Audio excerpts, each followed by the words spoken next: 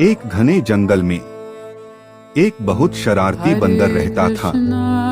वह भगवान को मानने वालों पर हंसता था। उसी जंगल में एक छोटी सी चिड़िया रहती थी जो रोज भगवान का नाम लेती थी। एक दिन तेज आंधी आई, चिड़िया का घोंसला टूट गया। बंदर हंसकर बोला, नाम जपने से क्या होगा? चिड़िया ने मुस्कुराकर कहा, भक्ति से दिल को शक्ति मिलती है। तभी आंधी और तेज हो गई।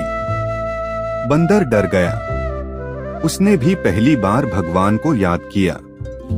धीरे धीरे आंधी शांत हो गई।